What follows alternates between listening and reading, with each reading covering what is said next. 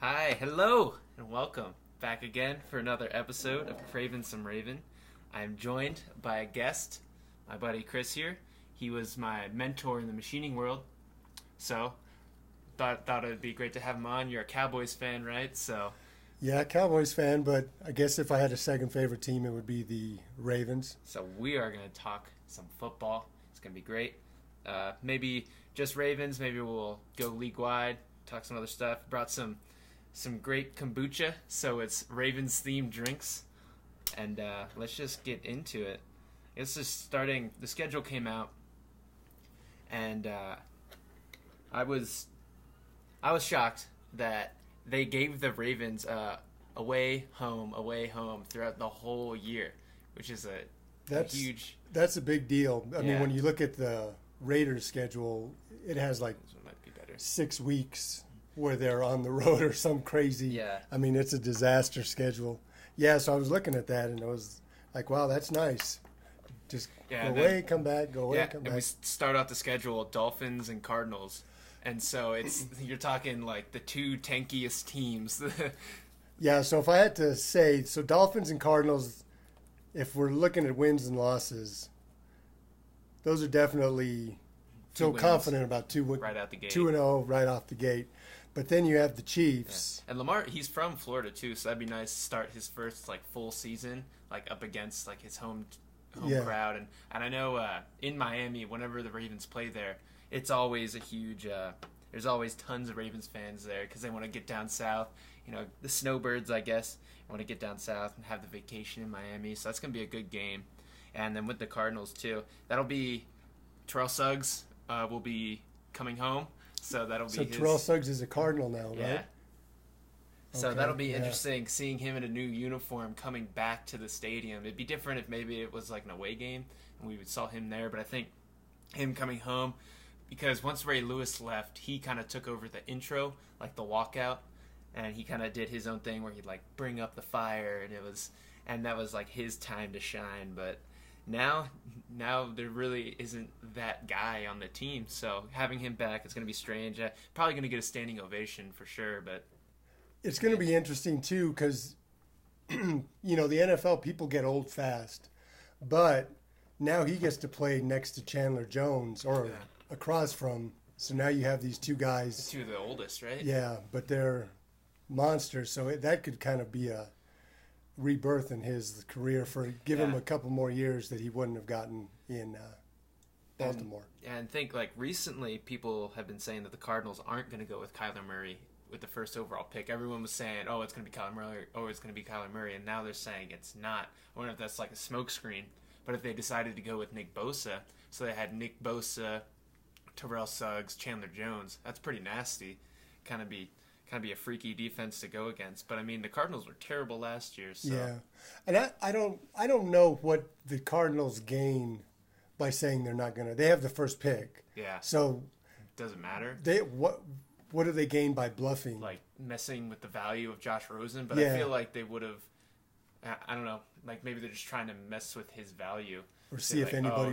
if you guys aren't going to take him, you guys really like him that much, so maybe we'll give an extra pick or something. But Yeah, it's just a weird situation because they just drafted him, and they're just all right. We're moving on now. Like we've had enough. Like, yeah, and I know it's kind of a copycat. Everybody sees the Seattle quarterback, and he's not tall, so Kyle. Russell Wilson. Yeah, Russell Wilson, and so they think that Murray. Let's just get him, but yeah, I don't know. Yeah, and- I still have a little bit of reservations against a 5'10" quarterback. Yeah, like I am heightist, height Yeah. supremacist. Yeah.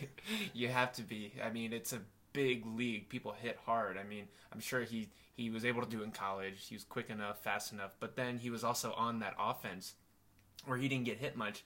Was the offense that good because of him, or is it just like one of those systems where it's like throw him into a new system, or at least a system he needs to be in a system. I think it's harder to like throw him and change up the system than it would be to like get like Dwayne Haskins or a different quarterback, someone who is kind of like can go in any system, Yeah, and I mean, I don't know what kind of this is craving some Cardinals, I guess, but Yeah. I don't know what kind of offense they're going to run in Arizona, but it seems kind of silly to pick a guy and then give him 1 year, and then it's like, nope, we're totally changing the whole offense. And if you're not going to go to some kind of RPO, run pass option style, Yeah, they have to.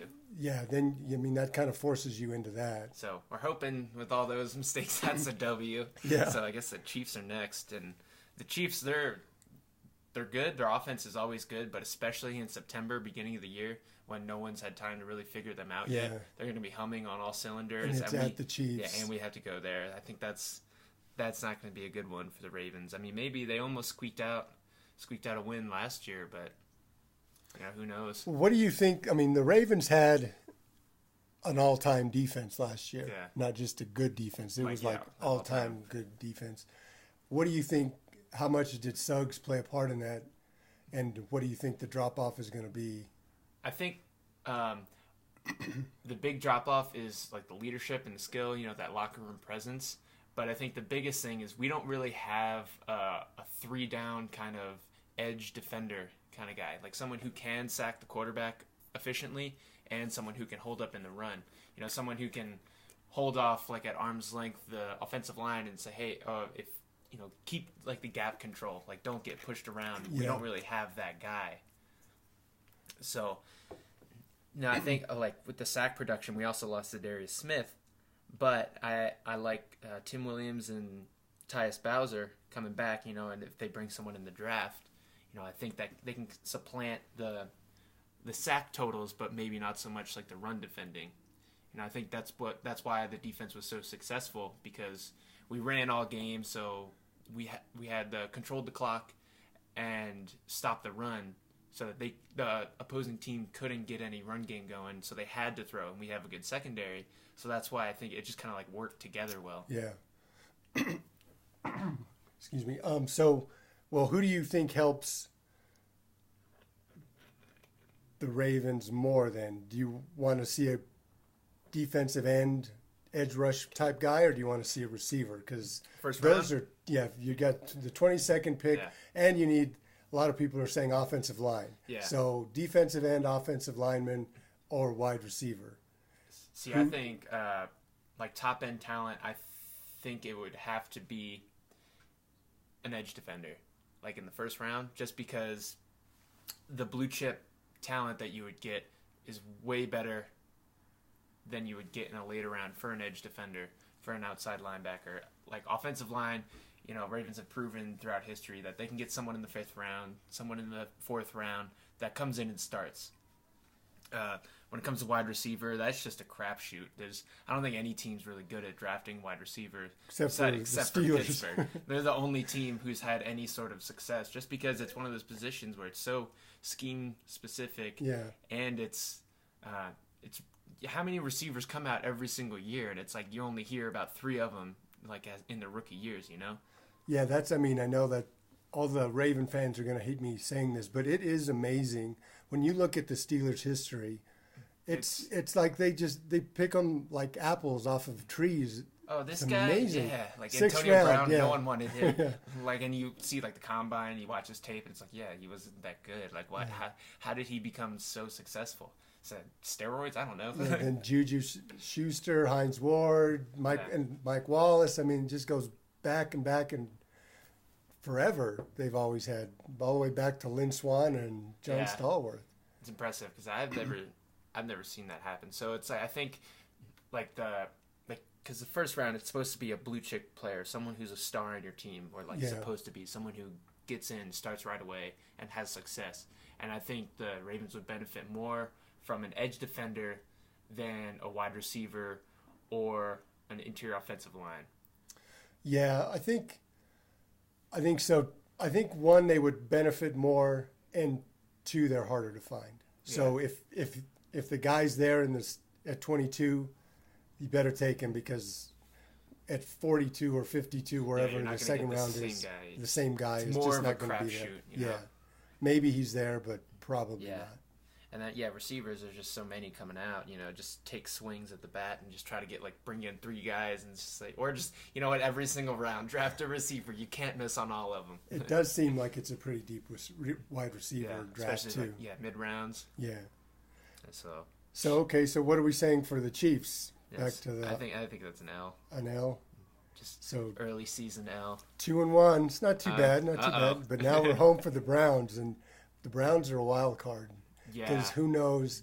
Because they played a last place schedule last year, so Yeah, now though, it could be a little smoke and mirrors, and teams are going to be like looking for them now. all their hype is on page. It's not like anything. I mean, they did have more success and they added weapons, but it's drama weapons like divas. Yeah. Who knows what happens when things don't go their way? That's kind of the narrative about it. Like, oh, they built like the superstar team, but what happens when it doesn't go their way? Well, and they kind of went the Steelers. So the Steelers have a diva quarterback, and they had the diva wide receiver, and Yeah. that exploded. Yeah, you Well, the saw Browns that. have exactly the same thing. They have the diva quarterback and the diva wide receiver now. I think Baker's a little bit different. He's a diva, but he's, I don't know, like a swag diva. He doesn't seem like a dick. Like, not yet, at least. You know, it hasn't Yeah. gone to his head yet. Yeah, I Like, haven't maybe heard of he is a dick, but he seems like someone I would rather hang out with, you know? Yeah, and he hasn't blamed anybody for he ran Yeah. the wrong route. He hasn't, he does. You're right. He's cocky, but he's not. So it'd be interesting to see, like, maybe he can bring it together, and maybe this is the new era of the Browns taking over. But I think we're going to split with the Browns, but I don't know which one's the win, you know? Yeah, I'm going to give him a win there just because it's early, and the Browns may not have figured out things Yeah, new just coach, yet. too. Like, Yeah. hey, they had success last year. Let's fire the coach. Like, great. That's awesome. Great idea. That'll bring it. I think Baker was the reason they had more success, but it's like you finally had some success with a coach. Like, don't even try one more year. Like, at least just see how Yeah, it rolls. yeah. I don't Like, understand why they wouldn't give him at it's least. the most Browns move I've seen. And then so now we're on to the Steelers So yeah, I think we're at gonna. the Steelers. So I think we're gonna split with them too. But I think we're gonna win there, and then they're gonna win here. Yeah, and I agree. And the Steelers, it seems like every year for the past 4 or 5 years, I think, they're done. They look Yeah, it's awful. like the Patriots. And then mid-season, all of a sudden they start rolling and they're in the playoff hunt again. And so this will be the 5th game of the season. The Steelers will probably be Let's see which.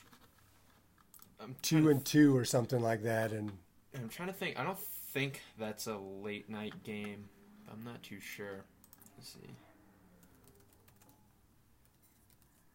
Sunday night game. Yeah, let's see. Preseason.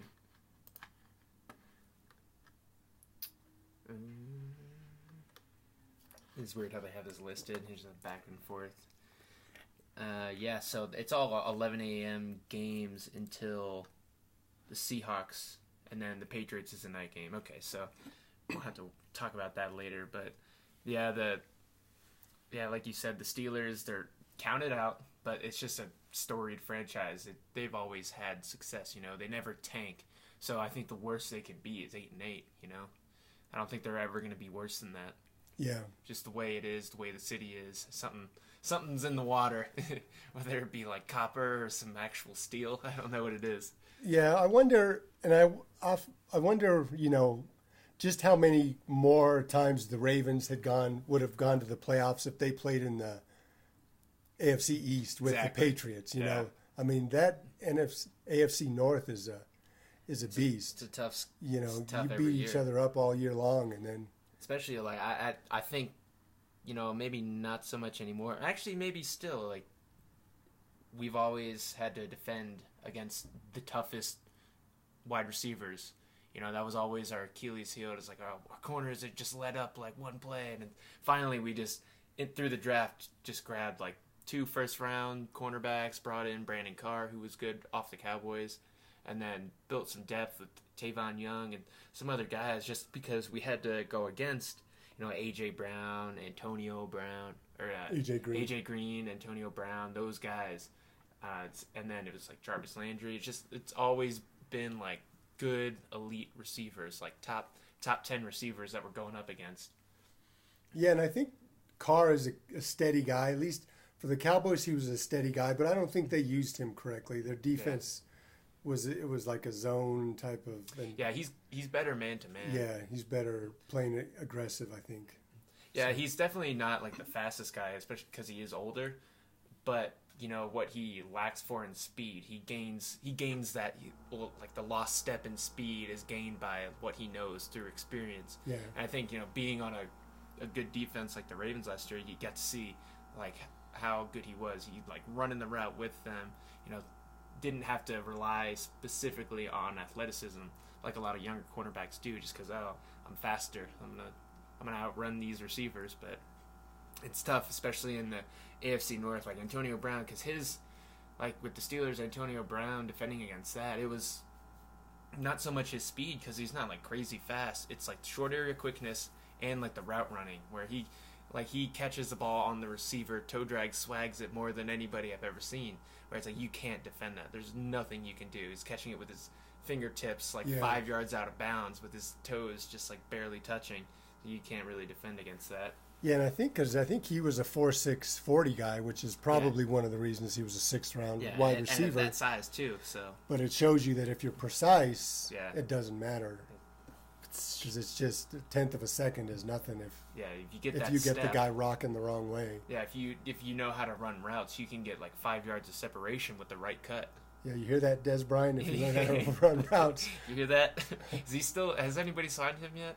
I don't know if he's still with the Saints or whatever like, happened with him. What kind of contract did he sign? Was it just a 1 year? I can't remember. Yeah, I can't remember. But anyways, yeah. So now we're off to the Bengals, or home at the Bengals. Ooh, yeah. See, and the Bengals, they seem like they could be like 3-13, or they could just be another team that's 8-8. You just don't know. New coach. But they have a new coach. But they've just kind of always been there. Maybe it's going to be different. Without Marvin Lewis, maybe they win a playoff game. Who knows? But they don't have Burfict anymore. Let's see, who else did they lose? They lost some other people.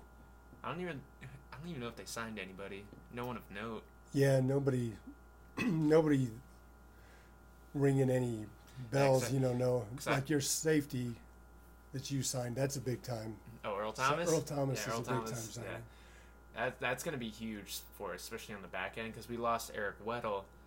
And, he was kind of like the leader, an emotional leader of the defense, and got everybody lined up. But I feel like he was an emotional leader.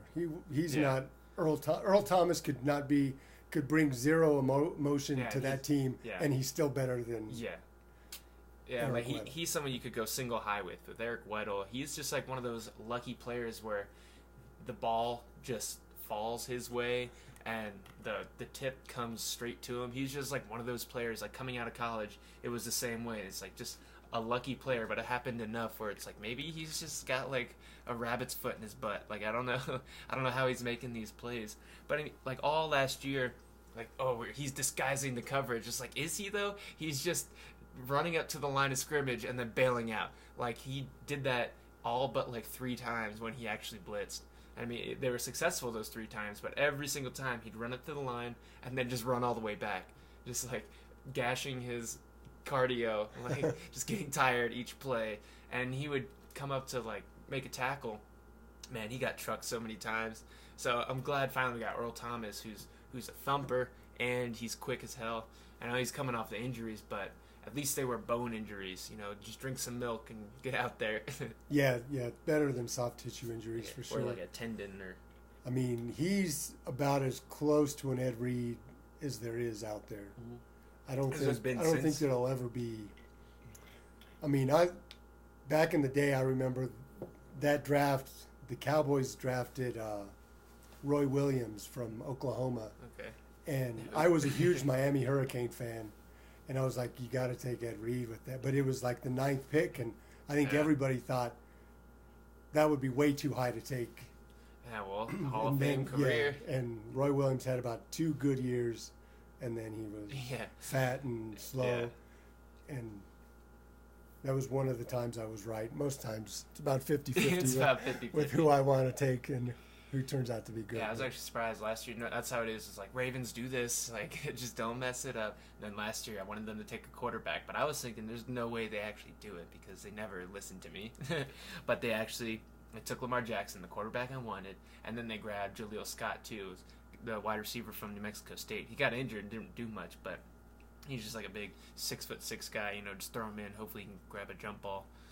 But It's weird. Like I hit on 2, and that never happens. And maybe second year is usually where you see the blossoming of wide receivers. Hopefully, I get wide receiver is important, but I don't think it's as important for us just because it's supposed to be the run game. It's supposed to be about the run game on this team. And I think, you just need like one receiver, and they're going to get one-on-ones, so you just need someone who can beat one-on-ones. I mean, I don't think we have guys. We can use them. Obviously, got to bring in someone else, but, hopefully the Ravens can get it done. Grab at least the right guy, not just guys. Yeah, and if Mark Ingram has something left in his tank, I think it was a pretty cheap contract too. Not a huge deal. They might still bring in a quarterback, or a running back, but we'll see. He matches well with kind of Lamar. Like the Thunder Lightning. That's kind of why Gus Edwards was so successful last year. He was undrafted, but he's a thumping running back, just a big bruiser, and it worked well with the speed of Lamar and just his thumping mentality. So he's got a kite out there, and it just went down. Poor person. So I think the Bengals is a win. Okay. So that puts I think the Bengals are taking a year off. I think they're just like done for a year because they've been playing that mediocrity game for a long time, and I think the Bungles. Yeah, this will just be their year off. So that would be nice. I would put the Ravens at a healthy 5-1. Yeah, that's not bad. Record going into Seattle. Yeah, this is going to be a tough game because we got to go all the way out to the West Coast, and at least it's not a morning game, so it's a 2:25 here. So I guess over there it would be a 1 o'clock game. Yeah. Or for the East Coast, a 4 o'clock game. So Mountain Time, it's a 2:25. But yeah, that's because I think the Ravens and Seahawks, they have a similar style. Great defense and run game with a running style quarterback. The two bird teams, they're basically identical, just in different parts of the country.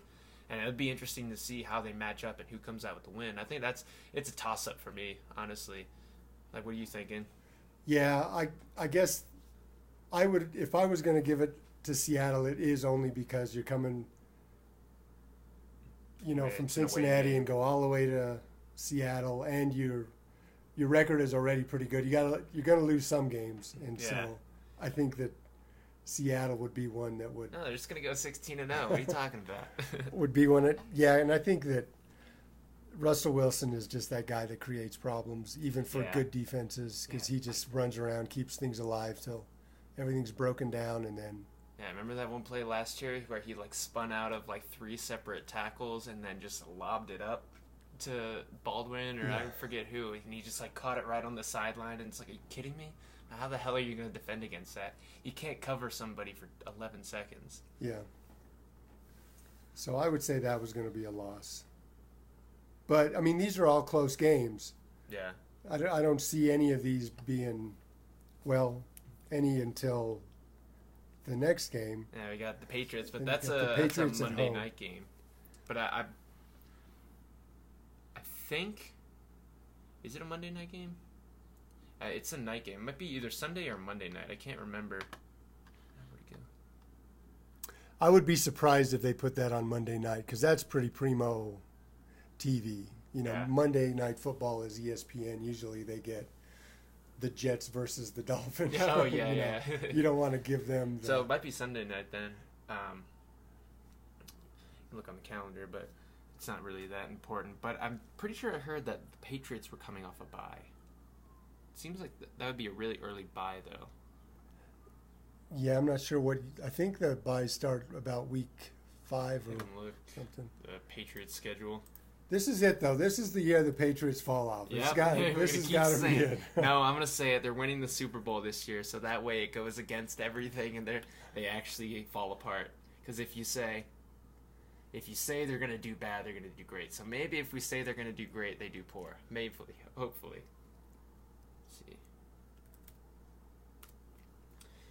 So expand. Does it say bye week? No, it doesn't even say bye. Play the Ravens. 11:27. No, it's no, it doesn't. It's not their bye week before that. What I remember seeing was that the Patriots play a bunch of teams coming off a bye. Oh, really? Like 3 separate times this year, they play teams coming off of a bye. Maybe it was the Ravens. I should really just like look at all the schedules. Probably could have like looked this up. Just spouting off wrong information. But I don't know. I think that's a win. I think of all the teams that are not afraid of the Patriots, because I think everybody goes in kind of. I feel like they just have that edge. Yeah. Mentally, but I don't feel like the Ravens are one of those teams But hey, that gives them that. Patriots are coming to the Ravens Stadium, and last time the Patriots went to Baltimore, they whooped the Ravens. So maybe it's just one of those things that the Ravens are only good against them at their house, but who knows? But they're always a tough team to play. They always know how to scheme, and the thing is, Bill Belichick, that's his thing. He's great at scheming up a defense. They're always prepared, or like for whatever reason they can change up week per week what they do. And going up against Lamar, where I think the Ravens are going to have like a specific scheme that they play. If you stop the run game, where does that leave our offense? Yeah, to beat the Patriots, I think Lamar is going to have to get significantly better throwing this year, because if he's one-dimensional, that's disaster against the Patriots. Yeah, I think it will be. I think he'll be better at passing. A whole year under his belt, like an actual off season. And he's been like, I've seen a bunch of videos online of him throwing. Never saw that from Flacco. But I mean, he was already a great passer. But it's like, never saw any workouts or nothing. It was always subdued. Maybe that's just because he is a flashier player. And so you get, when someone sees his like Twitter or something, they latch onto it just because he's a guy that, he's terrible at passing. But I don't think he is. I think, according to like all the other rookies, he was top of the heap, like first or second place when it comes to like accuracy and like percentages. What is it? Like pass percentages. Yeah. So he was completion. Up there. Yeah, completion percentage. And I mean, the Ravens, the reason they gutted their wide receiver room again is because we led the league in drops, and if we're gonna have this offense where we pass so little, like where it's run about like 1,000 times and then pass it once, like over the top of everybody, you can't have a receiver who's gonna drop it. You need guys with hands. So that's why they're like, you know what, Crabtree, you're out. John Brown, you're out. Like, John Brown, was he the? No, I'm thinking of the. He was a little short guy, pretty quick. Okay. He was on the Cardinals before. Oh, okay. And he just signed a 1-year prove-it deal. He didn't want to sign here long term. I was thinking, I'm going to do great and then make big bucks. And he did great with Flacco, and he did pretty good with Lamar until like just a few times. And it's just, he would always just like not reach out. He's already small, but he'd reach out with little T-Rex arms, like try to catch the ball. And he just looked nervous. I think that's just because he's smaller, and he knew when he gets hit, it's bad news. So, like, especially going over the middle. Yeah. Well, I don't know. What do you think? What do you want to give? If I can give him a win. We'll give him a win. Woo! We'll have to have all the people who listen on YouTube give their win-loss in the comments, records. let me know what you think the record will be. So right now we're sitting at 6-2. Not Is bad. that right? I mean, that's what Lamar went, 6-2, including the playoff game. and then going to Cincinnati again. So the Bungles going to the Cincinnati. Yeah, I think that's a win. I'm not even worried. I'm not even worried about the Bengals. See, I was thinking we might split just because it's the divisional opponent, and the Ravens like to do that. Yeah, you guys The Bengals decided to go right up to the wire last year against the Yeah. Bengals in that final game. It looked No, like the Browns was the last game, Oh, but the I mean Browns, yeah. the Bengals too. That was the first game that Lamar started. Actually, was against the Bengals. I think we only won that game just because it was so new. Like Lamar's style of game, they didn't really know what to expect, especially coming off the bye. So he kind of hit him off guard. But the Bengals, you really don't know. I'm nervous about I'm more nervous about the Bengals than the Browns. It's kind of weird, just because I've seen too many times the Ravens get whooped last second by some miracle And it's just happened too often where it's like, well, here we go again, fourth quarter, just throw it up, and then, oh shit, here we go. Maybe Earl Thomas will stop that, who knows, but that always makes me nervous. But hey, I'm down with the W. We'll give them a W. Yeah, I think it's hard to be afraid of the Browns still. Just mentally, it's like, if it's a team that you've beaten up forever, it's just not going to be easy to make that transition to where, I have to take these guys seriously, which could help them. But. Yeah, well, now teams are going to go into it thinking, like, oh, we got to be serious about the Browns, so maybe they'll have less success because people are used to, like, oh, no, it's a free W. Maybe now that no one's going to look over them. I know they say you never overlook an opponent, but, come on. Yeah, you're human. Those are words. Yeah, you're human. Yeah. They've been, like, 1-32 or whatever they went, 1-31. Especially if, like, the Ravens are playing the Browns, then the Steelers. Yeah, they're looking past the Browns just a little bit if they have the Steelers coming after that. But then we have the Texans at home. Texans. Ooh, man, that's another one. It's similar team, running style quarterback, but they have a terrible offensive line. They're more passing than running, but they have the running style quarterback and a great defense. So that could be like a 3-0 game, Yeah, and they have the great wide receiver. Yeah, they got his name escapes me right now, but Will Fuller? No, crap. Anyway, he's a top 5 receiver. Who did they? Should really know his name. Oh, Hopkins, DeAndre Hopkins. Yeah, Hopkins. Yeah, and he just snags everything. He's one of the best receivers, like pure catching wise. If he's on a better team, he might always be number one. Oh yeah, I mean, if he was getting catches from Matt Ryan, he would be every bit as good as Julio Jones, I think. Or because throw it up to him. It was kind of crazy last year, I think it was, or maybe 2 years ago. I think it was last year when the Ravens played the Texans. By the end of the game, DeAndre Hopkins' jersey was ripped open. Like, because obviously we were holding him. Like, why didn't they make any calls? Which is like, it's gonna suck this year because now that you can throw challenges, so they're just gonna throw a challenge anytime, every single play. Yeah, I think you only get the same amount of challenges though. Okay. So you can waste them all on pass interference calls, or you can wait. So it's not going to change things too much. And that's one of the things that the league. I'd like to see them allow them to play a little bit more anyway. Yeah. But you see a lot of teams do that. They run pick plays, or the defenses will hold, and it's like you can't call it every time. They're just kind of daring the refs because they know they'll call it once in a while. How far do you push it? Yeah, we'll live with a few bad calls, but that's not going to change the way I'm going to play. And so that's kind of a problem, Yeah. If you have guys grabbing and holding and you get 2 pass interference calls in the game. Well, you'll live with that if... I think you're just going to automatically try to save a challenge for, like, the last drive. And then when you're on third down, it's just send every single receiver on, like, a stop and go, like where they come back a little bit and then go forward, try to do a double move. Just because that's when you get the corners and they grab, they, like, stop and, like, oh, shit, and grab. And then just like, yeah, we're challenging that. Like, and then you just look across the board. Who did it? The defense, one of them did it. I know for a fact. One of them had to do it. So that's...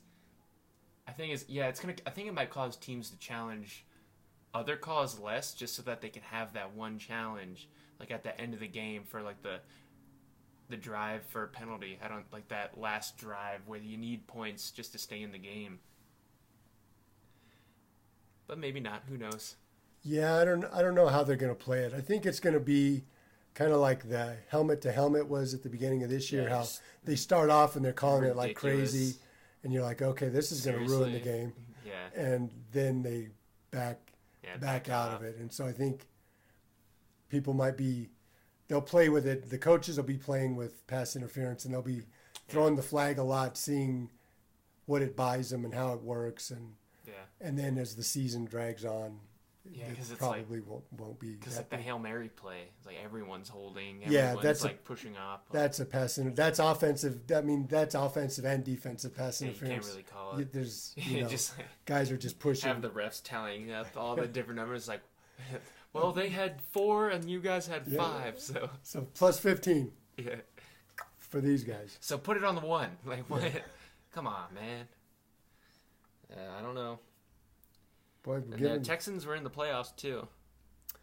Yeah. They kind of make things happen. I think J.J. Watt is 1 year older, and he's Clowney too. Yeah. Clowney might still be in his prime. I don't think J.J. Watt is anymore. Yeah. He's good, but he's not J.J. Watt good anymore. He ain't that good. He's not that good, exactly. So I'm gonna go with a win again. Okay. So that's nice. You got some little mini winning streaks. But now we're coming to the Rams in L.A. Yeah, at L.A. So that's a West Coast trip. Going against former Raven Eric Weddle. I mean, it's not going to mean much, but, it's just a story that's going to be followed. Ex-teammates. Did the Rams re-sign Ndamukong Suh? Or is he still a free agent? I don't think anybody's signed him yet. I think he's still out there. No one wants him. Just get a team. Des Bryant and Ndamukong Suh. All these players. Yeah, the free agents, and start your 33rd team. Start the XFL. That would be the first XFL team. The Black Friday team, where it's nothing but leftovers. You eat the leftovers from Thanksgiving. Yeah, I think the Rams are going to be good. I think they're going to be in the mix. The Saints will be in the mix again. But I think the Rams are definitely going to. I think Goff will understand. I'm going to give the Ravens a loss there because I think what cost the Rams in the Super Bowl is Jared Goff pretty much didn't. Jared Goff. Yeah, he didn't have any idea what the Patriots were doing, and the way the Patriots weren't showing him anything till 15 seconds left. And once you get to him, doesn't know what to do with himself. He's just a scared puppy.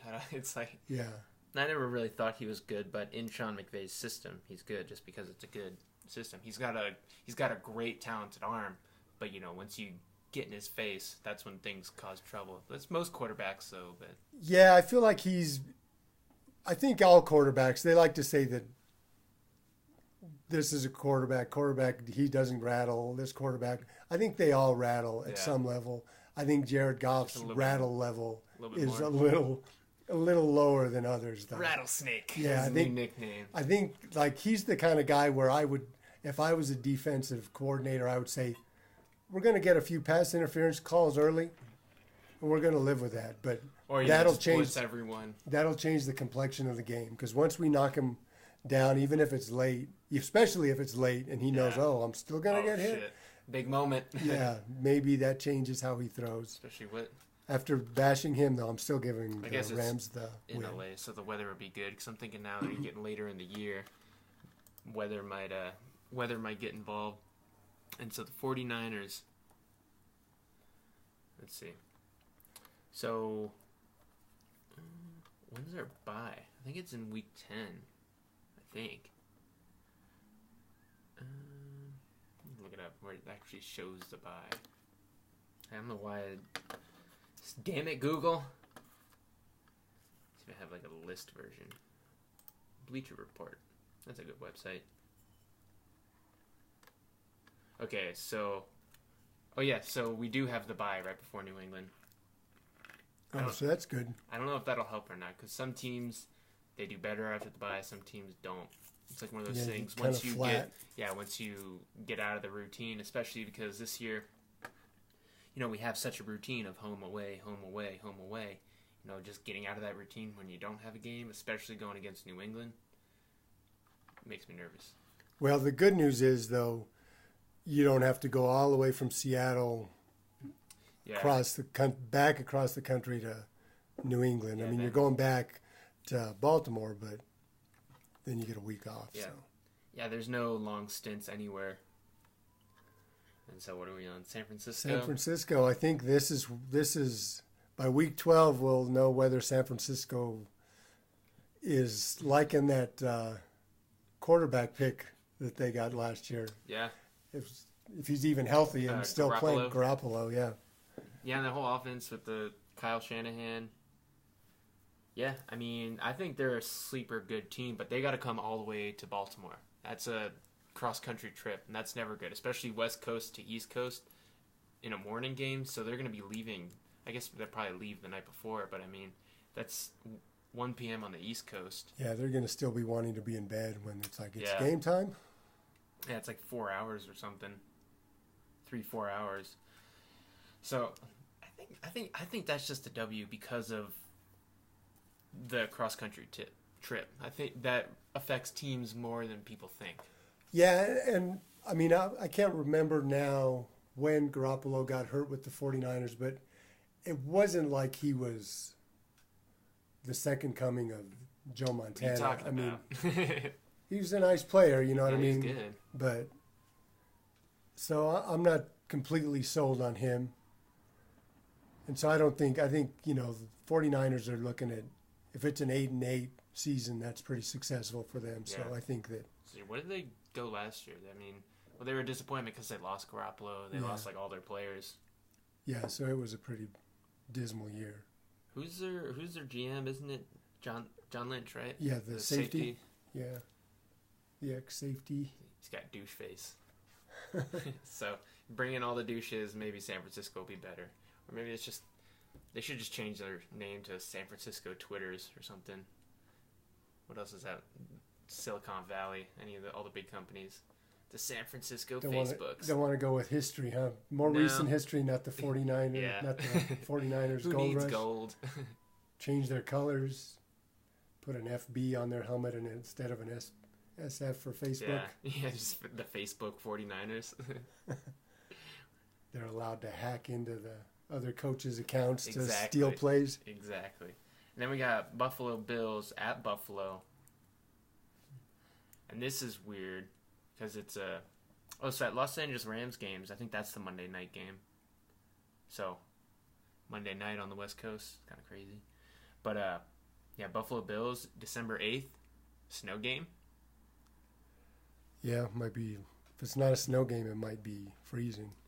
And I really liked what Josh Allen did last year. I didn't expect him, to have the running success that he had. Yeah, I feel like the Bills are right there. Like they're not good, but Not going to beat the Patriots. they but can see it. You know what I mean? And they. So they yeah, have a good defense. Pretty sure they still have LaShawn McCoy. No, they just signed T.J. Yeldon. I saw. So, yeah. I mean, who cares? But, they signed him. That's cool. Maybe with They the got good wings. draft, we'll see. I don't know if running backs after Zeke, it felt like there was a rebirth in running backs. Like, oh, running backs are good. And then in the Super Bowl, you had Gurley who played like 4 snaps and it was like, oh, he's making $15 million a year. How much is he making? Yeah, something like that. Some crazy. So now I feel like the price of running backs, their stock just fell because of Gurley again. They're good in the first contract, the rookie deal. Yeah. But, I mean, once you get in that second deal, who had success after their second deal? Going into their third deal, you got... So Adrian Peterson. Yeah, was Adrian a guy. Peterson, Hall of Fame. Yeah. And Frank Gore, Hall of Fame, probably. Emmett Smith. who? See, here's the thing: Emmett Smith. But I mean, I'm talking like nowadays too. Yeah. So it's like, Well, that's the problem is you have to go all the way. I'm going all the way back to Emmett Smith, but his first contract, his first 6 years, he was great, yeah, and then his next 5 years, he was really good, but he wasn't worth. Now you're paying these guys. Their second contract is this big dollar contract, yeah. and they're certainly not. He wasn't worth that. He was a 1,200 yard Yeah, that's running back, and it's like you can get a lot of guys to do that. And look at Le'Veon Bell, like all the contract dispute because they didn't want to fucking pay him. Like, Yeah. and he's like one of the best to ever do it. Like if you're looking at numbers, and I mean, watching him sometimes, it's like, what the hell? How the hell? Like, It's like they got him behind the line. It's like, why is nobody tackling him? He's just stopped there for like 5 seconds, and Yeah. he just bolts out. Like, come on, man! Like this is bullshit. Yeah, I've never seen anybody do that where he was just like he just kind of stutter steps behind the line. I'm just gonna hide out behind my tackle It's like and then go. that style of running, like it was almost better in the pros than it was in college because he's waiting for the defender to like juke themselves out, like over pursue. So Yeah. it's like in the NFL when everyone's quicker and faster, they juke themselves quicker. They they get can- out of position quicker. They commit to a gap, and then he's like, "Well, I'll go into the. Oh, going over here. I'll go to the left side. You came in the right side." You idiot. Yeah, but it just depends on if this is a snow game or not, because it's going to be crazy. But I mean, it's going to be battle of the two rookie, or I guess not rookie, sophomore. Yeah, and I think the Bills quarterbacks. quarterback is pretty good. So let's give them an L there, just because. Yeah, we need some more L's on this We need board. some more L's. 1, 2, 4. Yeah, that's pretty close. And then the Jets. We need to talk about the Jets. I think the Jets are going to be a lot better in new uniforms, and then they just got C.J. Mosley. I think they're going to have a really good defense. What do you think about Darnold? I was never really high on him. Yeah, It was because it was all like, oh, he's got that it factor, the miracle throws, and it's like, what? A good quarterback doesn't get to that point. It's great he has that, but he also put the team in that position because he would throw interceptions.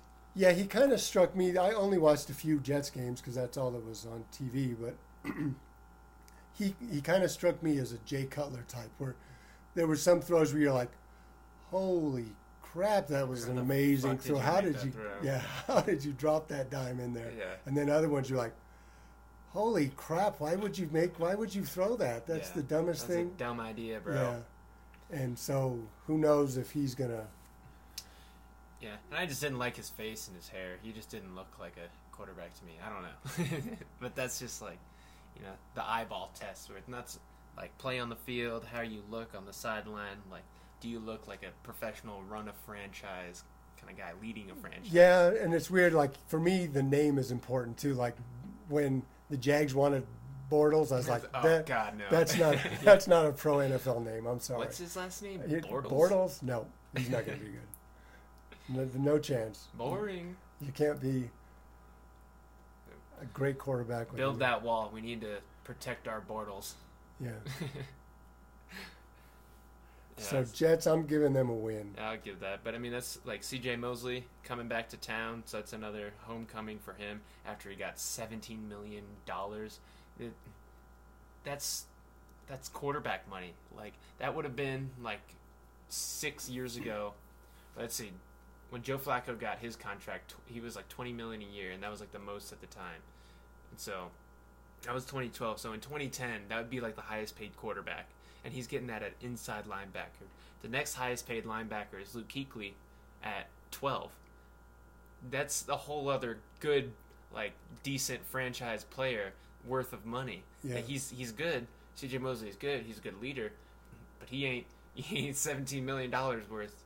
I feel like the money is becoming kind of crazy. I mean, when you look at what Kirk Cousins made, and now Russell Wilson just signed for $140 million, which means that Dak Prescott is going to get he's going to be 28, maybe.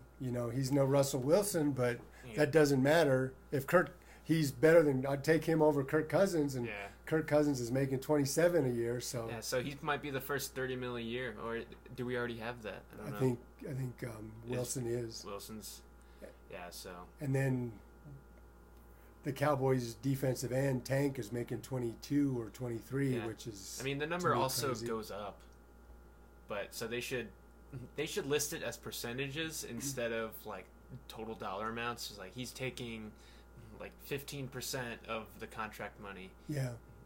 And I mean, well, and that's the other thing I looked at. Like the Baltimore Ravens, they have. I forget the website. I should have written it down, but there's a website that tells you how much the teams are spending on each player and how much they have in dead money. How it's split up. And so the Ravens are paying $20 million on players to not play for them this coming year, which is.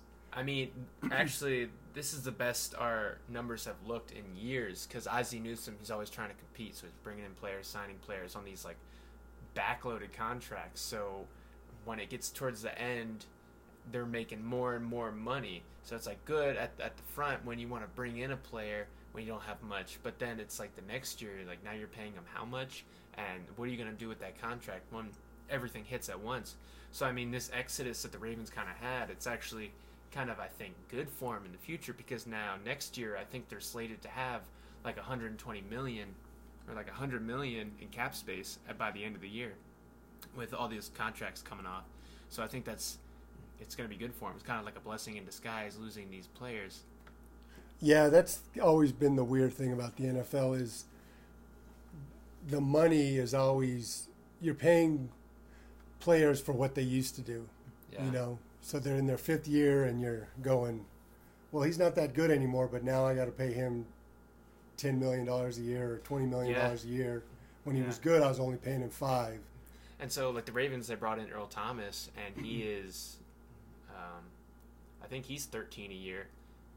So it's like, would I rather have C.J. Mosley, just in general, without numbers, would I rather have C.J. Mosley or Earl Thomas? I'd rather have Earl Thomas, and then put on top of that that he's making less. It's kind of crazy. He's making as much as one of the other linebackers that got signed, I think, to the 49ers. He got, what was it? I forget his name. But, you know, it's just like a nobody inside linebacker getting paid the same as Earl Thomas. I mean, he is coming off of injuries, but at least they're bone injuries. You know, they got that going for him. Yeah, and I don't. With that defense, even if he's lost a little bit of a step, he's still going to be good, just because he doesn't have to be the guy. Mm-hmm. You know, that secondary in Seattle, it wasn't what it used to be. Yeah, it was a whole different secondary. Legion of Meh. Yeah. Yeah, so they're already talking about Ravens having a nickname for the secondary. I was thinking like Flock on Lock, or like Edgar Allan no passes, or no Edgar Allan no yards.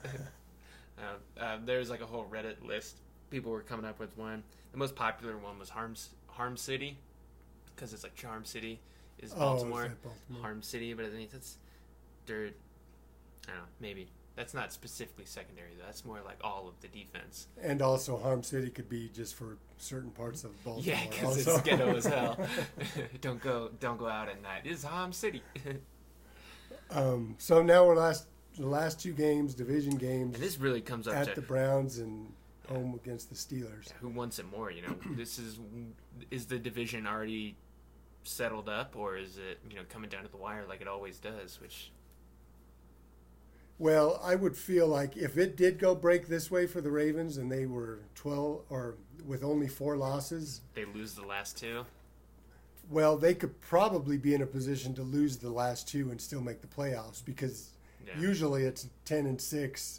I mean, what did they have? What was their record last year? I mean, they were both 9-7, 10-6. Yeah, they were 10-6. If the Steelers had won, they would have been 10-6 instead of 9-7. You know, so it's they're always right there, 9-7, 10-6, and coming down to the wire. So I don't know. You want to give the Browns? See, this is the deal. If you give the Ravens the early Browns win, there's a good possibility that by week 15, or I guess this would be week 16, the Browns may have given up. They could. They may have already collapsed, and they thought they were going to be good. Antonio Brown is throwing Gatorade.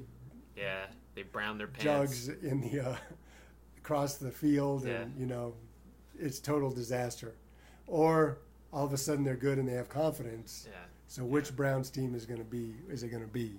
That's the thing. The NFL's great because really, realistically, there's so many teams that you could see getting into the playoffs and making a run. That's what it was last year. Like, you know, when you looked at the playoff picture last year, it's like, man, all these teams could win it all, you know? Yeah. But no, it was the Patriots. It was the Patriots. What do you know? What do you know, guys? Yeah, so Browns and Steelers at the end of the year. I think if I was going to do it, I would give a win to the a win against the Browns, and then a loss against the Steelers. Yeah, so we sweep the Browns. Yeah. And then lose to the Steelers. Go even with the Steelers. 11-5. Yeah, I predicted the Ravens go 12-4 before I even saw the schedule. I was just like, they're gonna win. They're gonna win all of them. You know, out of like each quarter of the season, they're gonna get 3 wins and 1 loss. But Ravens are usually good in September, shit in October, good in November, and split in December. Like, oh really? Like right at the end there, where it's like, like, what are they doing? Like, are we gonna do this or what? Like, can we get in the dance or not? So that's it. 11-5. 11-5 season. That's a pretty good season Not in bad. that division, especially the Bengals have replaced the Browns, I think, for bottom dwellers. But just like always, there's three solid teams you have to contend. They have to contend with. Yeah, so I think like this whole upcoming year, I'm gonna be doing like bets and stuff. I'm gonna bet on all the games. Like I'll bet on each game. Like remember how we did like the pick'ems? Oh yeah. But for each game, I'm gonna do that basically. You know, throw $10 on each game, kind of. And so with the Ravens, I think I'm just gonna predict a win each week because I think they're gonna go more than 8-8. So at least that way, I'm guaranteed to at least recoup my money. Depends on how you're betting though, because if you're betting point spread, wins don't mean anything. It's point spreads that matter, right? Oh, though there's some bets. Can you get on? Does Yeah, I was looking at. I have like a MyBookie account. I tried to send them like $100 just to mess with it, but my bank blocked it. I just have to like talk to them because it's just like you can't send money to Paris. What are you doing, man? Yeah, so I was just gonna like practice it, see like how it works. But I mean, you can do like parlays and stuff, or you can bet on the. You can bet on like the line. You can bet on on all that stuff, or just like a standard who's gonna win. Place bets. Oh shit! Sign up. I got log in. Boop-a-doop-a-doop. If I remember my password. Select all images with a traffic light. I'm not a robot, damn it. Just let me be.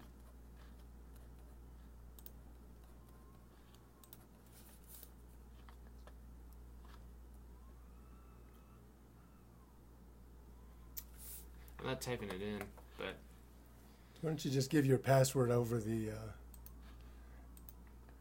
I don't the know podcast? I'm not saying my password. Yeah, I think I signed up for this MyBookie also, and I was gonna send them because don't they match? If you give them $100, don't they give you a free $100 worth of bets? Yeah, sometimes that stuff is weird. It's kind of fake. Well, because it's like they'll match it, but you have to spend so much, or like, they make like certain bets. So it's kind of weird, but you can like opt into not doing that. But yeah, so I can't remember my password, so I'll have to join with that later. But you can bet on the point spread. You can bet on just the straight up win or loss. You can bet on I don't know what the odds are. Like if you want to just like go against like the odds, I guess. Now, I'm not really too keen on betting. Don't really know, so I'm probably gonna lose all my money. But you can do just straight up bets and like here's the numbers. Like some weeks like it's obvious they're gonna win. You're not gonna get as much, but you I mean if you know they're gonna win, might as well make the bet. But then you can also like stack parlays and kind of like make your own. Yeah, the parlays are fun. Yeah, I definitely want to get into some little bit of sports betting this year. No, not big money, but just enough to keep when the Jets are playing the Bills, keep it interesting. Yeah, it does make it a little more because I'm not a real big fantasy football guy, really. Yeah, fantasy it can get annoying. Yeah, I can't remember what my email was. So I'll have to. Oh, nice. That was it. Cool. So let's look at it. You got like NBA. Oh, you can bet on the NFL draft. That's cool. Oh shit. So I guess this is just like odds. Odds minus 300 for Nick Bosa going first. Oh, second overall pick. Oh, you can't even bet on the first round pick or the first overall pick. Maybe this is just like the highlighted kind of bets. So you got first DB drafted. So you got like Greedy Williams, Byron Murphy, DeAndre Baker. Oh man. So I think what does the plus 200 mean? I think that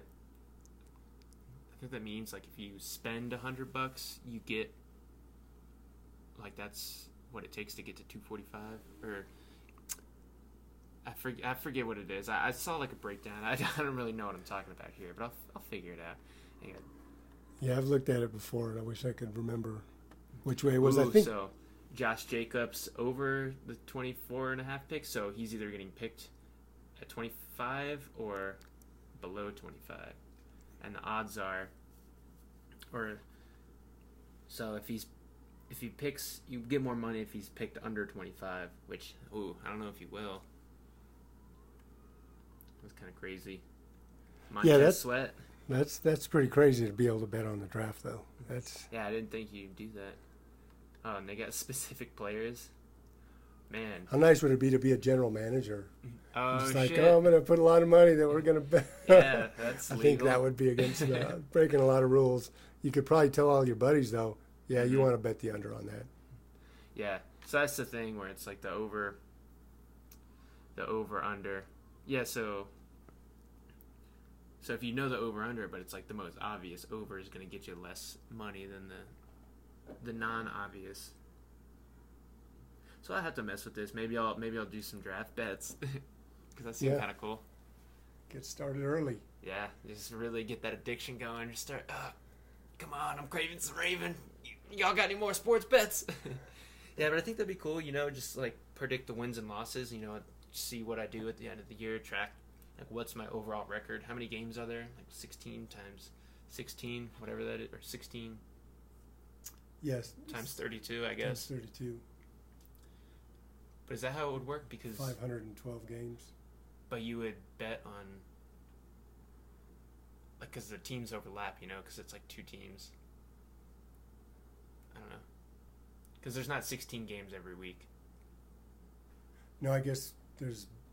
Yeah, but that's just because there's bye weeks, though. So if you got rid of the bye weeks, there would be 16 games every week for 16 weeks. Yeah. Anyways. I don't know why. Math. Let's see here. Yeah, so just track like what my overall record would be, because it'd be cool to like, see how I did. If I'm over 500, it's better than most. You try to get to 60% on your bets. But if you want to just keep it simple, just like identify which teams you think are going to have more wins and losses, and then just bet win each week, bet loss each week, and then it should figure itself out. And just get wrong each week. That's going to be tough. I mean, it was just tough picking one team when we were doing the losers club, where you just pick one loser each week. Just can't repeat that team though. And after the 5th week, we had to start over again. Like, yeah, especially the first week is a nightmare. Oh yeah, it took everyone out. Tough. You don't know what's going on. Yeah, so I'm just gonna like $10 each game. So that's $160 each weekend. But if I can come out of it with like $200 and win $40, not bad. Yeah, I'm guessing it's not that easy because there'd be a lot of people doing it if it was that easy to supplement your income, especially if you could supplement your income that way. Then instead of spending $100, you spend $1,000. Yeah. And then you're winning $300 or $400 a week. Easy. Yeah. I think it'd just be good content. Yeah. Keep it low, keep the numbers low, so I can continue to do it. I mean, $160, even if I can't lose every single game, right? I mean, who knows? But then I'm only losing 160. If I win 50. It's not terrible. Yeah, this podcast is going to be it's going to get fun and a lot more content once the season starts. Oh, yeah, because right now it's all draft, and it's like, man, I don't... It's all speculation, and there'll be less speculation and more complaining about being pissed off about what the coaches aren't doing or what they are doing. Or what the hell? God damn it.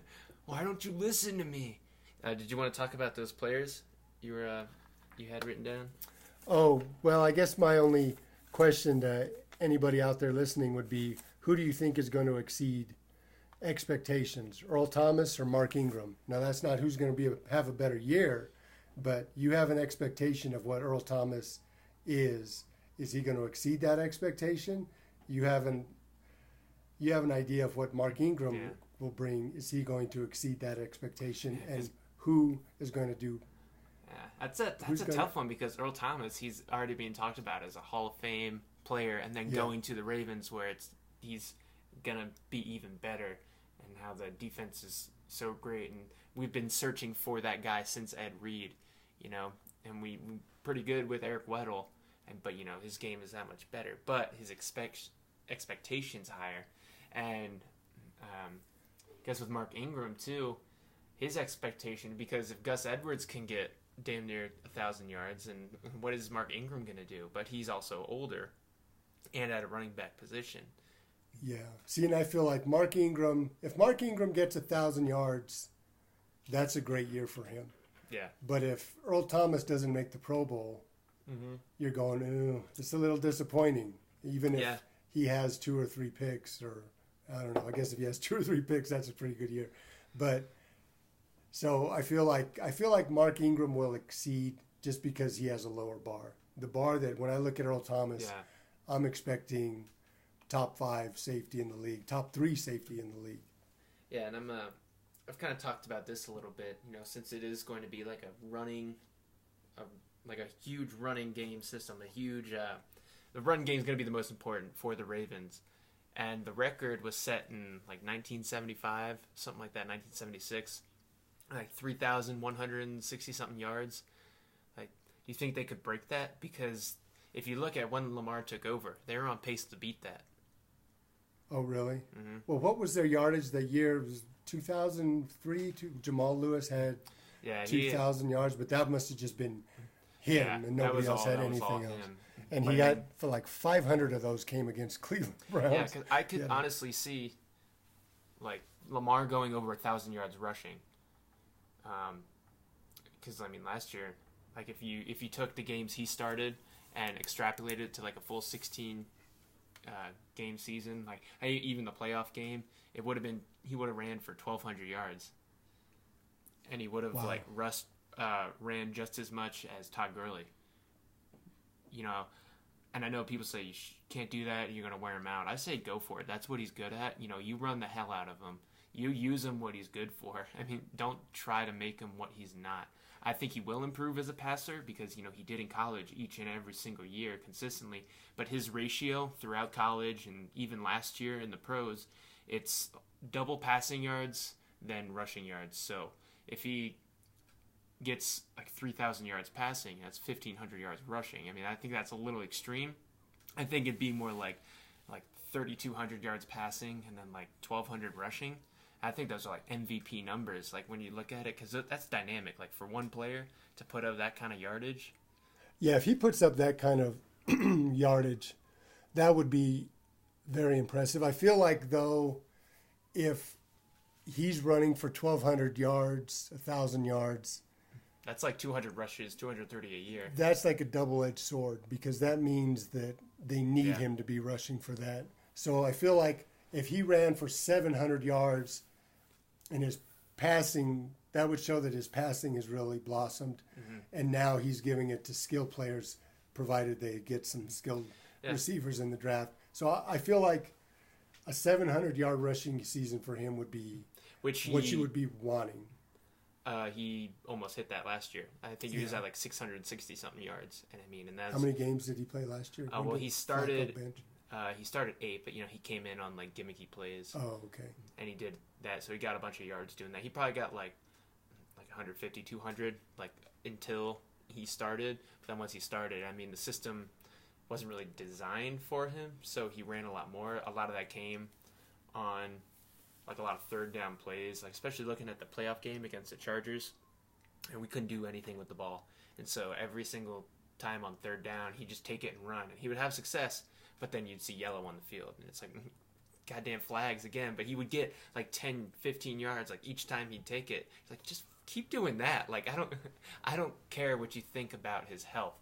Just go ahead and use the player for what he's good for. This is why you drafted him. He was successful in college, won the Heisman in college, because he's that dual threat quarterback. Don't make him a one-dimensional player. Use that running ability. Some people don't want to see him get hit, but he doesn't take like huge hits comparatively. Yeah, as long as he's smart about his hits. That's one of the things that kind of surprised me, because I think John Harbaugh, next to Bill Belichick, he's like, if I was starting a team, he's the guy I would probably want. Like Sean Payton or... Yeah, there's Sean Payton. Andy Reid. That's some good coaches. You know what, Harbaugh's more of Andy Reid, I'd like to leader. How about win in the playoffs once in a while, So you put Belichick up top, and you have maybe another bottom 5. The next tier is bottom 5 with Sean Payton, but I think Jim Harbaugh.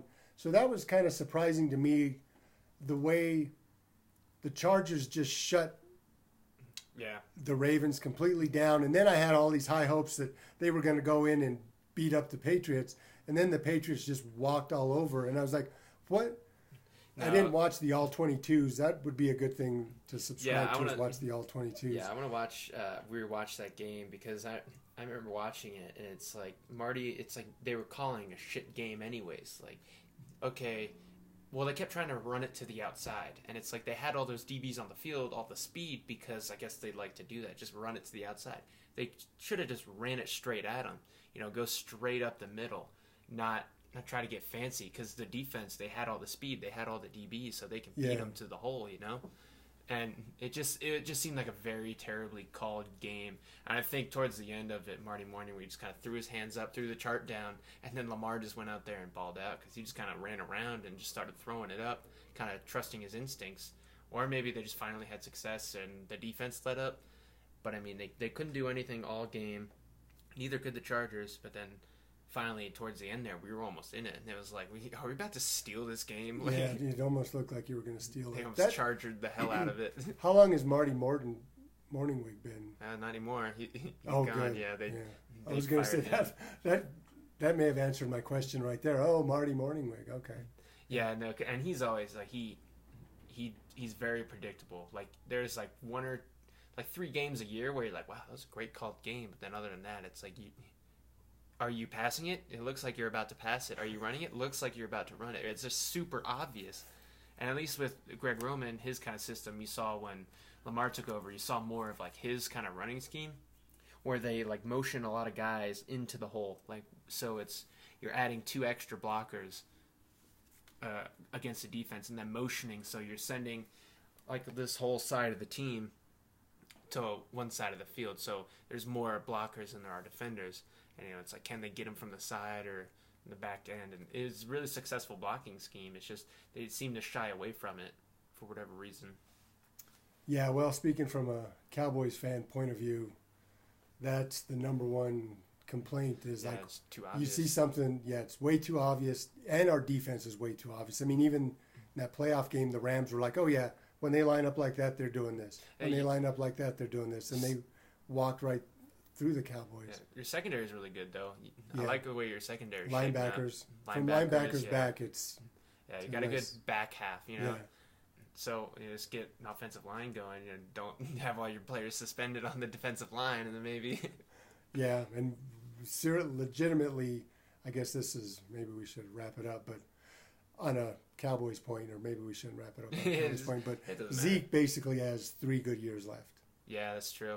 And so the window is now, if they don't do it in the next 3 years. That goes back to what we were talking about at running back. It's really the first contract, and that's all you get. So when you're talking about draft, and everyone's talking running backs, and Josh Jacobs, the number 1 guy, the thing they point to first is the fact that he has so much tread on his tires. He only had so many carries. It's like, yeah, that's great, but why was that? Like, he wasn't the best running back on the team? Like, I've seen it. Yeah, he's pretty good. But, like, what happens when he's the guy? Like, each and every down, things change up. And then, he's got all this tread. It's like, well, it doesn't really matter. You're going to get the good 4 years, and then it's like, do you want to pay him? He'll still probably be decent. But it's like, what's the cost benefit there, Yeah, you have to set up contracts for running backs. Like, you give them the first contract, and then the second contract is another 4-year contract. But really, it's a 2-year contract. Yeah, what you have all this out. After 2 years, you can get out and not kill yourself with the cap. Yeah, what you could do, maybe like smarter, like in their rookie deal, after 2 years of success, like while they're still on the rookie deal, say, hey, we'll give you a 4-year extension. Yeah, I'm not sure when you're allowed to start extending, though. You may not be able to after second. You may have to wait for the third year. Because I think that was one of the things. Zeke is finally up for a contract extension, and this is after his 3rd year. I don't think they just sign a big deal, then an extension the next year. So they weren't allowed to do it. Okay. So, but that would be the way to do it. First year, he looks like he's good, he's going to be good. Then you sign him to another 5-year deal, and then he's done. So, did you have any players in the draft that you were looking at that were your favorites? No, I haven't really been following. Usually, they have on their website they have the draft show and they go through all the players. But really, I guess for me, I don't. I want a defensive end. I think. Yeah, kind of like what we're talking about. I want a defensive guy. I don't know that, but. And I think one of the reasons I'm not interested is we don't have a first-round pick. Or they don't. Really? Cowboys don't know. Amari Cooper was our first-round pick. Oh, well, I mean, that's a good deal. That's a good pick because he's 24. So still young. When you can get a receiver as good as Amari Cooper for the first round, in the first round, that's a good deal. But yeah, I'm hoping the Ravens trade back and get more picks. I mean, we have 8 picks, but I mean, it's still you just need swings, just get to the plate and take a swing. Yeah, I guess that it depends on. Like if your defensive end is there, if your LT is there, you don't be like, nah, we'll get another guy. I mean, they've talked about it like that. They want more picks. They're pretty open about like trying to trade back, but it's like you got to still find a partner. I think it's going to be one of those things that they want to trade back, but they're not going to be able to find anybody. And I had a dream that they drafted Cleveland Farrell, so I'm hoping that that's my premonition or something. Like I had a draft premonition. Oh yeah, so he's the guy I had written down. Yeah.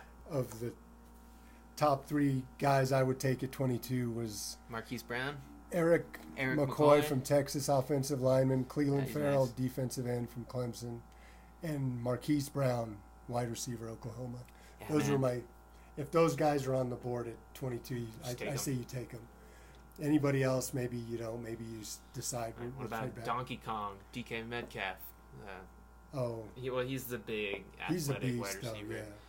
And I mean, he ran the fast 40 time, and I remember like watching his tape. It never seemed like he was running that fast. Maybe it's just because it was a poorly thrown ball, but it never looked like he was just clearly outrunning a defender.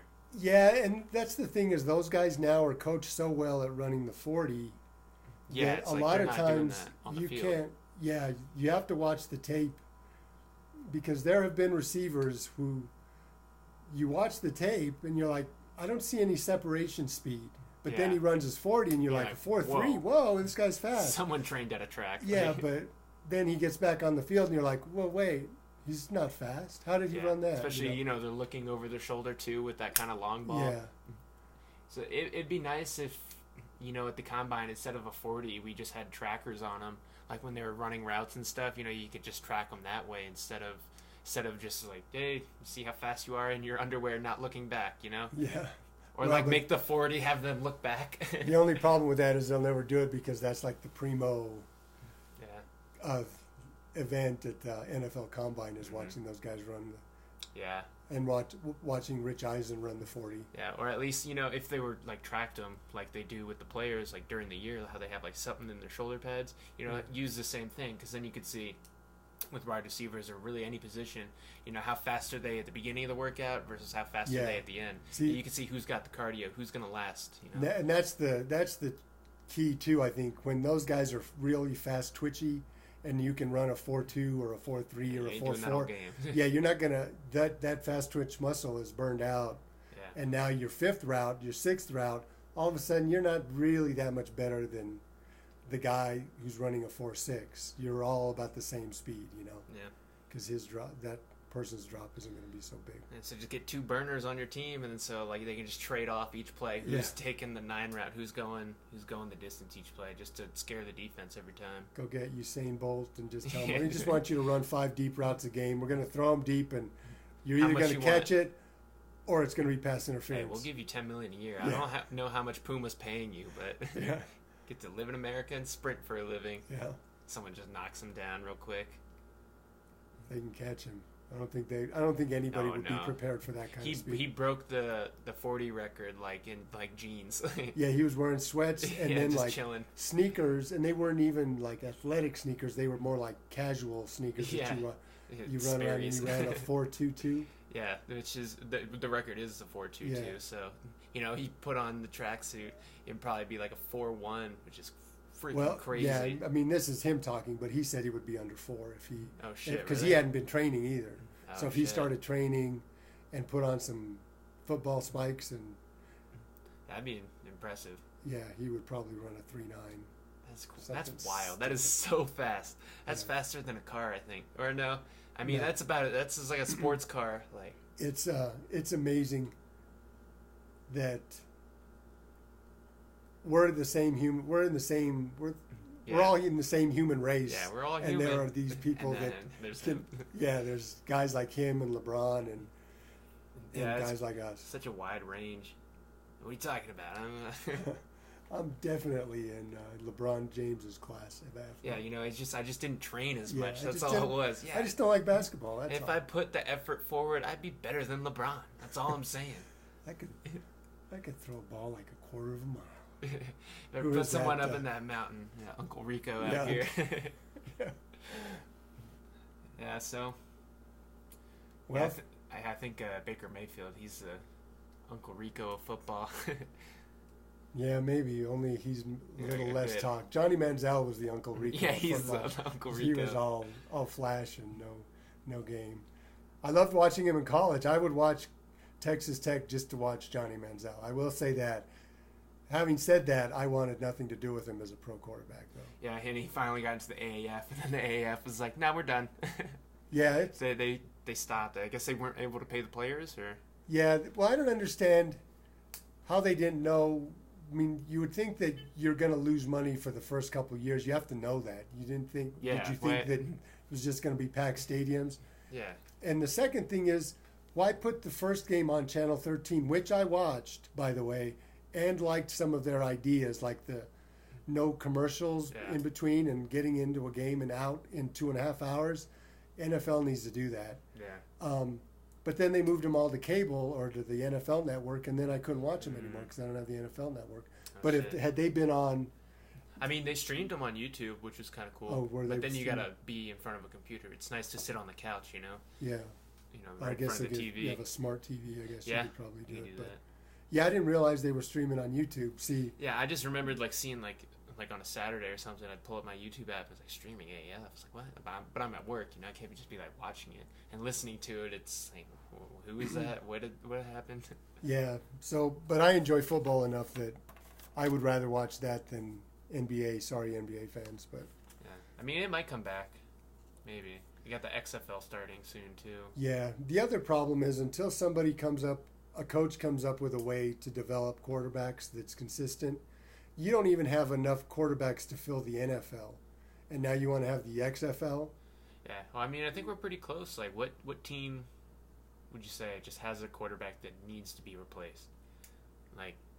Off the top of my head, well, it was Jacksonville until they got Nick Foles. Yeah. And I mean, Cleveland's been looking for a quarterback for but I think 30 years, so they finally found one. But so Minnesota, Kirk Cousins, how much is he? He's not bad, but he's not great. Eventually, Chicago you're Bears. only going to have one or two teams each year that are going to replace their quarterback. Where it's basically it's probably easier to not gamble in the draft and then just sign someone off the street. Yeah. Where it might be easier to do that.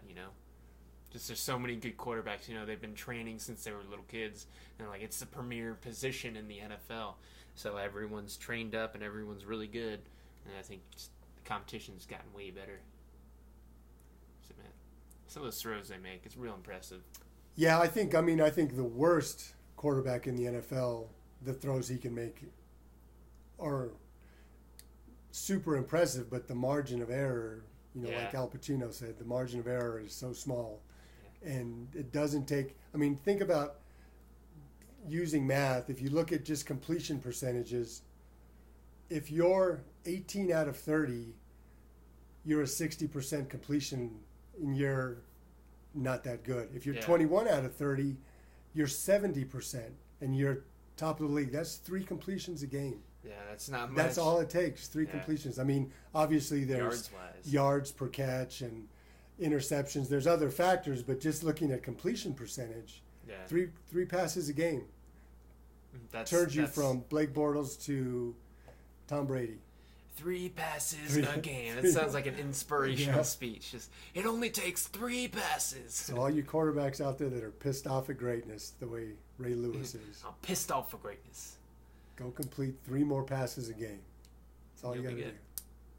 All right, so I guess that'll do it. We've been talking for a long time. Almost an hour and a half. Gonna have to turn this into the... Wow.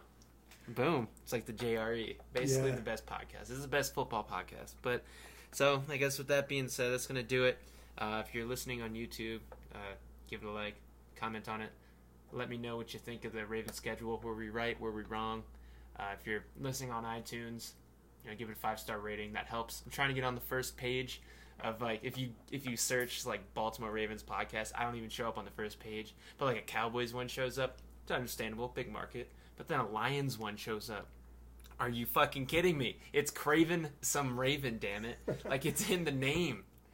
But hopefully if I get on the front page, that'll be nice. So Things can start taking off. yeah, I think with that being said, just enjoy it. If you have any questions, you can send me an email at csrpod@gmail.com. It's spelled CSRPOD. And maybe I'll get back to you. I don't know. I'm not very busy. I'll get back. So with that being said, go Ravens.